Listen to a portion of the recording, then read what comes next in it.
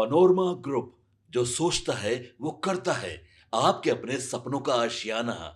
वाह, किस्मत भी क्या चाल चलती है। नीतीश कुमार के दो मंत्रियों की किस्मत एक ही सीट ने खोल दी। नमस्कार, आप देख रहे हैं सिटी पोस्ट लाइव। मैं हूं सृष्टि राज। आइए जानते हैं उस सीट के बारे में कि आखिर कौन सा है वो सीट और कौन से हैं वो दो मंत्री जिनकी राजनीतिक किस्मत नीतीश कुमार ने बदल दी। देखिए, महुआ सीट पर खड़ा ये विवाद बिहार की राजनीति के उन पलों में से एक है जहां एक सीट दो राजनीतिक घरानों के भाग को बदल देती है। आपको बता दें, उपेंद्र कुशवाहा की सीट पर जेड चिराग पासवान की रणनीति और अंत बीजेपी हाई कमान का हस्तक्षेप, तीनों ने एक ऐसा सियासी मोड़ पैदा किया जो सामान्य देखने को नहीं मिलता है। चिराग के करीबी संजय सिंह की जीत ने उन्हें तुरंत मंत्री पद तक पहुंचा दिया, क्योंकि एनडीए को 200 प्लस सीटों के बाद नए नेताओं को आगे लाने की जरूरत थी। दूसरी तरफ महुआ छोड़ने की कीमत के तौर पर कुशवाहा को मिली एमएलसी सीट, और एमएलसी सीट ने उनके बेटे दीपक प्रकाश को मंत्री बनाने का रास्ता खोल दिया। साथ ही इस लिहाज से देखा जाए तो सचमुच एक सीट, दो मंत्री, दो राजनीतिक परिवार का भविष्य बदल गया। ये घटना बताती है कि राजनीति में कभी कभी एक रणनीति समझौता इतना बड़ा परिणाम दे देता है कि इतिहास बन जाता है।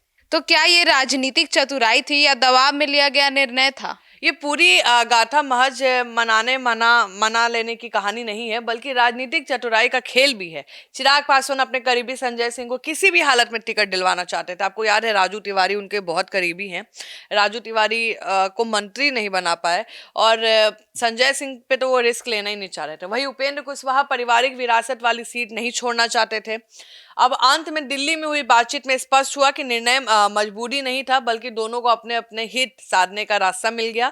कुशवाहा को एमएलसी सीट और मंत्री पद का रास्ता मिला, चिराग को अपना संजय सिंह की जीत और मंत्री पद दोनों मिल गया। तो कहानी का मकसद यही बताता है कि ये राजनीतिक दबाव से ज्यादा रणनीतिक संयोजन और कहते हैं ना, समझदारी का नतीजा था। तो क्या महुआ सीट वास्तव में किंग मेकर सीट बन गई है मुस्कान? जरूर। देखिए, महुआ आरजेडी का गढ़ माना जाता है, लेकिन इस बार वोट 3 हिस्सों में बढ़ गया, आरजेडी, तेज प्रताप और एएमआईएम। तो इससे संजय सिंह को एक अनपेक्षित जीत मिली, मतलब बढ़िया जीत मिली, और इस जीत ने किंग मेकर इफेक्ट भी उत्पन्न कर दिया। चिराग की पकड़ मजबूत हुई, संजय सिंह कैबिनेट तक पहुंच गए। कुशवाहा को महुआ छोड़ने का मुआवजा में एमएलसी और मंत्री पुत्र के रूप में मिला है। तो कई बार किंग मेकर कोई व्यक्ति नहीं, बल्कि कोई सीट बनाती है, तो महुआ इस बार वही सीट थी।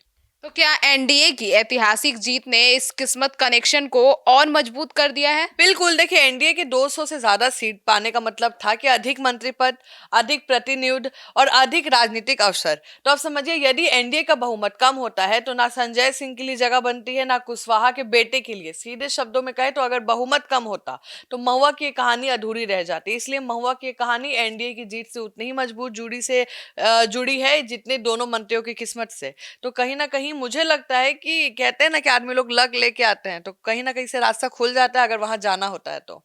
तो क्या ये जो घटना है वो बिहार की राजनीति में भविष्य की रणनीतियों को प्रभावित करेगी? हाँ, बिल्कुल करेगी। देखिए, इस घटना से राजनीतिक दल 3 बातें सीखेंगी कि सीट बंटवारे में धैर्य, वार्ता सबसे बड़ा हथियार है। एक सीट का समझौता भविष्य में बड़ा लाभ दे सकता है। पारिवारिक राजनीति बेनाम रणनीतिक राजनीति, दोनों का संतुलन जरूरी है। यह उदाहरण आने वाले चुनाव में एनडीए ही नहीं, पूरे बिहार राजनीति के लिए केस स्टडी बन जाएगा। तो मतलब अभी ये जो सीट है ये किंग मेकर सीट के नाम से अब जाना जाएगा। जी। तो सुना आपने हमारे इस डिबेट को। तो अब इस महुआ सीट को लेकर आपकी क्या राय है, और 2025 में उस सीट पर जो परिणाम आए थे उसको लेकर आप क्या सोचते हैं? अपनी राय कमेंट सेक्शन में जरूर बताइएगा। धन्यवाद।